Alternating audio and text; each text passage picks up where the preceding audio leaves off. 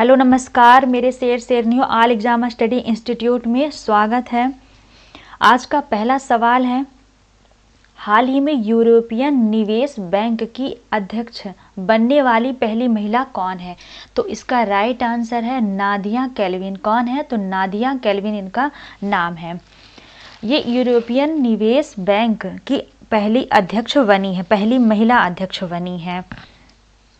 यदि हम बात कर लें कि यूरोपियन निवेश बैंक की स्थापना कब हुई थी, तो इसकी स्थापना हुई थी 1958 में। इसकी स्थापना कब हुई थी? तो इस बैंक की स्थापना हुई थी 1958 में। 1958 में स्थापना हुई थी। और यदि बात करें स्थापना कब हुई थी, तो रोम की संधि के बीच में स्थापना हुई थी। कब हुई थी? तो रोम की संधि, रोम की संधि के बीच इसकी स्थापना की गई थी।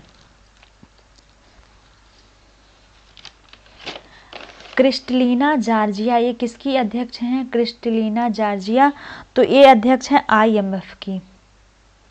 IMF की अध्यक्ष हैं क्रिस्टलिना जॉर्जिया। मिशेल बुलाक किसकी अध्यक्ष हैं?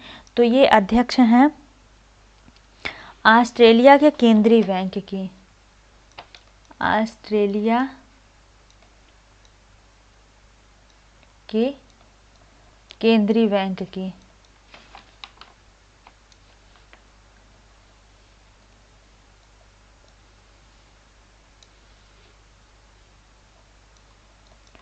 केंद्रीय बैंक की पहली महिला अध्यक्ष हैं।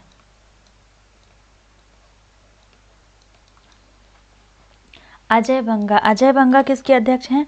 तो ये विश्व बैंक के अध्यक्ष हैं। अजय बंगा विश्व बैंक के अध्यक्ष हैं अजय बंगा।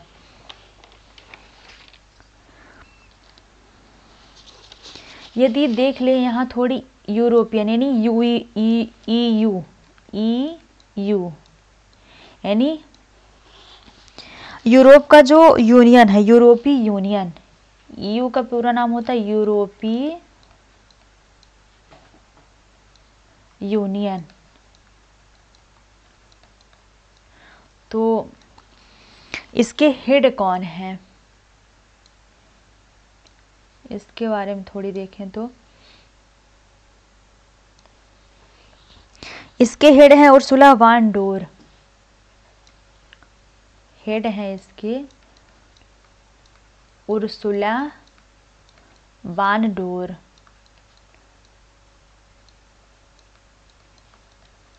उर्सुला वान डोर इसके हेड हैं। और इसमें EU में कितने देश शामिल हैं? तो 27 देश शामिल हैं इसमें। और अगला पॉइंट है कि इसका मुख्यालय कहाँ? EU का मुख्यालय कहाँ है? तो इसका मुख्यालय है ब्रुसेल्स में। ब्रुसेल्स में इसका मुख्यालय है EU का। अगला क्वेश्चन देख लेते हैं, हाल ही में फेलिक्स त्शेकेदी किस देश के राष्ट्रपति चुने गए हैं? तो इसका राइट आंसर है जायरे के। किसके राष्ट्रपति चुने गए हैं? तो जायरे के राष्ट्रपति चुने गए हैं। जायरे को उपनाम क्या है? तो जायरे का उपनाम ये भी है democratic Republic of Congo. Democratic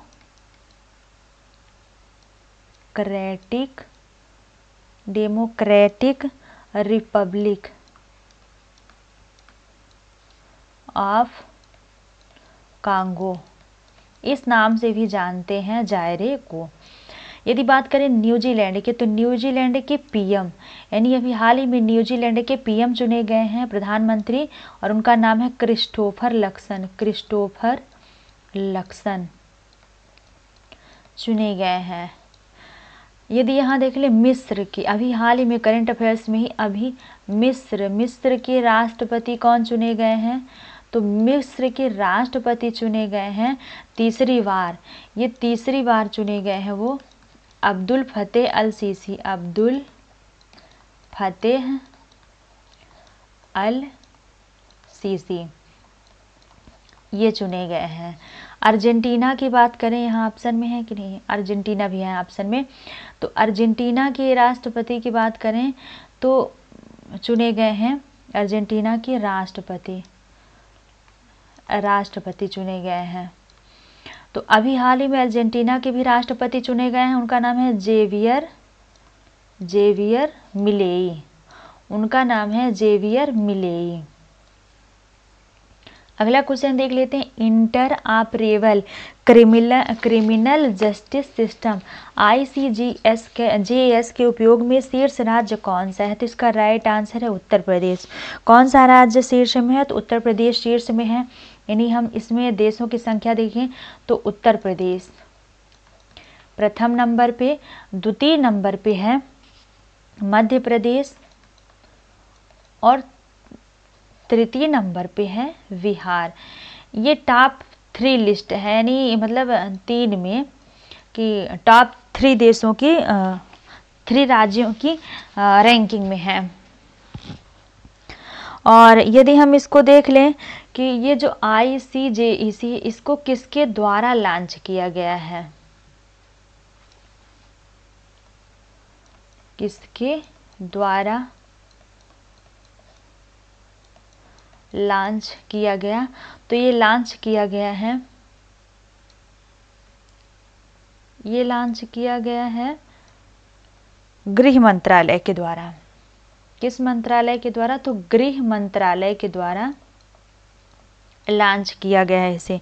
इसका कार्य और किस समिति की सिफारिश के द्वारा? किस समिति की सिफारिश के द्वारा? तो लाहौटी समिति की सिफारिश के द्वारा, लाहौटी समिति के सिफारिश के द्वारा इसे लॉन्च किया गया है। इसका कार्य क्या है हम देख लें। जो ICJC यानी ऑपरेबल क्रिमिनल जस्टिस सिस्टम है, इसका कार्य क्या है देख लेते हैं। तो इसका कार्य है, कार्य की बात करें तो इसका कार्य है यानी जेल की ID क्या है और कितने FIR हुए, दोषी की सजा क्या है, दोषी की सजा कितने FIR हुए, FIR कितने हुए, इन सब के बारे में इसके ये सब कार्य इसके पास रहते हैं।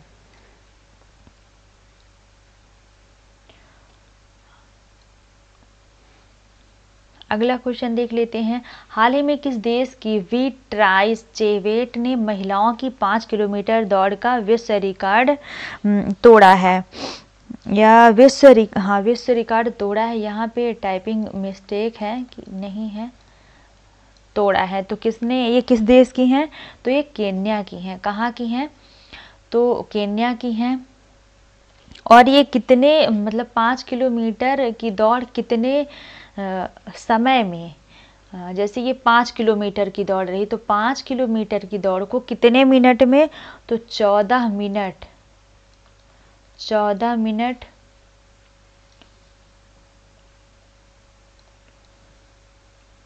इन्होंने मात्र 14 मिनट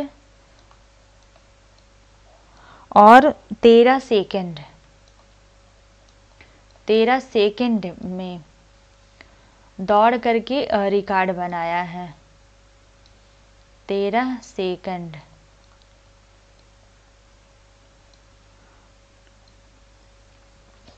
यानी 5 किलोमीटर की दौड़ इन्होंने कितने में? तो 14 मिनट 13 सेकंड में दौड़ी हैं। केन्या की राजधानी की बात करें तो इसकी राजधानी है नैरोबी। इसकी राजधानी क्या है? तो राजधानी है नैरोबी। और नैरोबी किसका मुख्यालय यहाँ पे? तो यूनेप का मुख्यालय है।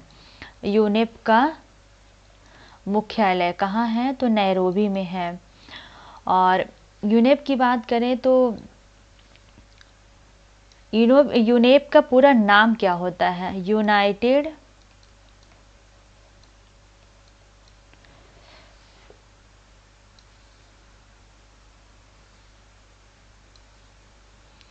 यूनाइटेड इन्वायरमेंट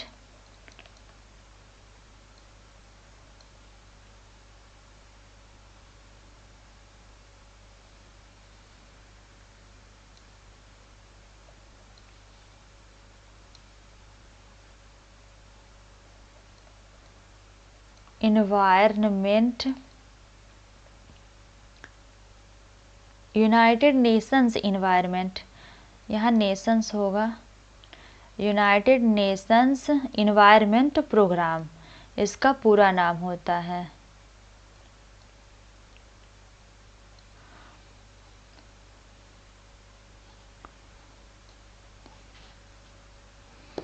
अगला क्वेश्चन देख लेते हैं। अगला क्वेश्चन है, हाल ही में किस देश में आए 7.6 तीव्रता के भूकंप ने व्यापक तबाही मचाई है? तो आप सबको पता है जापान में।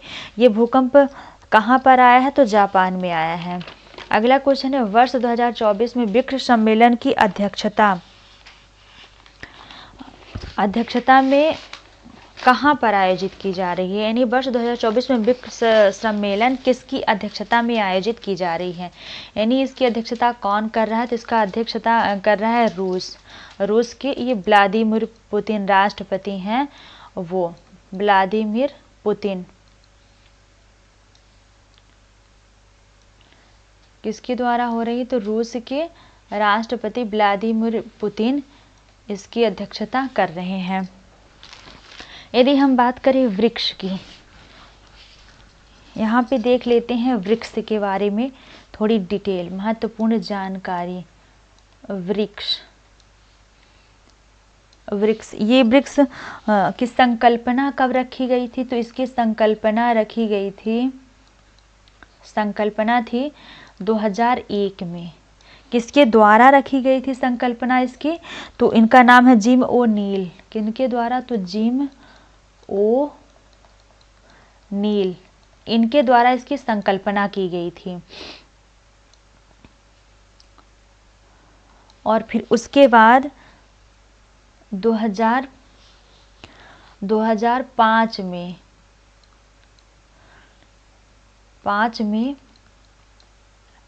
इसके समूह का गठन हुआ। यानी जो वृक्ष समूह है इसका गठन 2005 में हुआ। और फिर 2009 में पहला वृक्ष सम्मेलन आयोजित हुआ।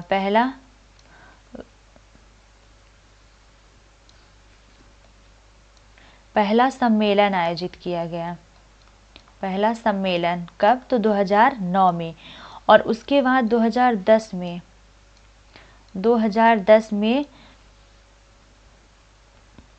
साउथ अफ्रीका, 2010 में दक्षिण अफ्रीका, इसको अंग्रेजी में कहते हैं साउथ अफ्रीका। ये साउथ अफ्रीका जो है तो शामिल हुआ। यानी इसके शामिल होने से पहले 2010 में दक्षिण अफ्रीका के शामिल होने से पहले वृक्ष जो है तो ब्रिक था। शामिल होने से पहले जो वृक्ष है वो ब्रिक था। क्या था? ब्रिक का पूरा नाम होता है, यदि हम ब्रिक के पूरे नाम की बात करें तो यहाँ देख लेते हैं।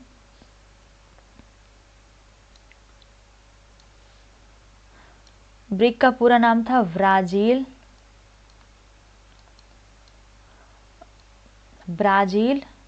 और रसिया।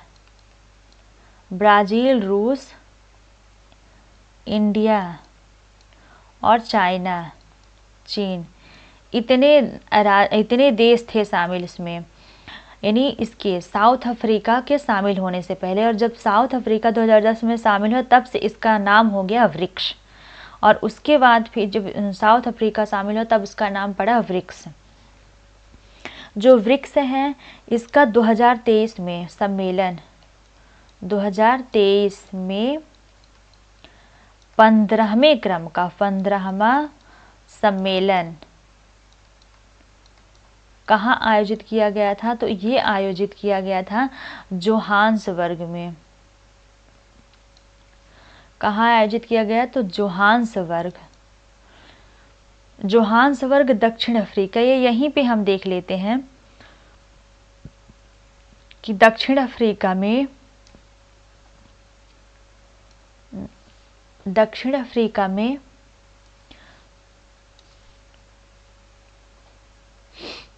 जोहान्सबर्ग में, दक्षिण अफ्रीका के जोहान्सबर्ग में क्या लाया गया? तो 15वां ब्रिक्स सम्मेलन कहाँ आयोजित किया गया? तो ये आयोजित किया गया था जोहान्सबर्ग में। ये आयोजित किया गया जोहान्सबर्ग में, और वहाँ पे प्रधानमंत्री मोदी जी भी गए थे। और जो 16वां होना है 2024 में, ये रूस में हो रहा है। ये 16वें क्रम का है। देख लेते हैं यहाँ जो 16वां ब्रिक्स सम्मेलन है, 16वां सम्मेलन वो रूस में आयोजित हो रहा है। यानी जो रूस में हो रहा है ये 16वें क्रम का है ब्रिक्स सम्मेलन। ये किस क्रम का है? तो 16वें क्रम का है और रूस में आयोजित किया जा रहा है। और जब यहाँ आयोजन हुआ था जोहान्सबर्ग में ब्रिक्स समिट का, तो यहाँ ये बात कही गई थी कि 2024 में स्टार्टिंग में 6 देश इसमें शामिल होंगे। 6 देशों के शामिल होने की बात कही गई थी, जिसमें कि अर्जेंटीना ने मना कर दिया है इसमें शामिल होने से। ब्रिक्स में शामिल होने से अर्जेंटीना ने मना कर दिया है। अर्जेंटीना मना कर दिया है ब्रिक्स में शामिल होने से पहले। बाकी मिस्र, इजिप्ट और इथोपिया ये सब शामिल हो रहे हैं उसमें, ब्रिक्स में।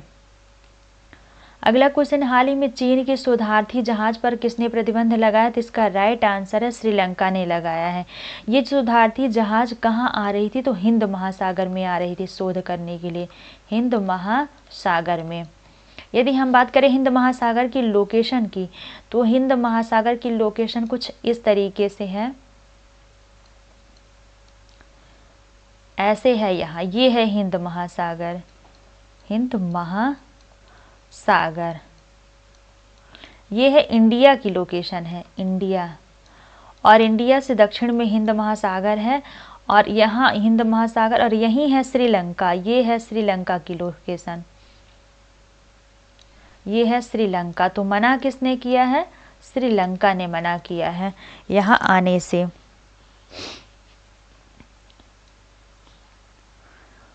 सो thanks for watching my video. आशा है कि वीडियो आपके लिए काफ़ी हेल्पफुल होगी और आप वीडियो को पूरा जरूर देखेंगे। Thank you.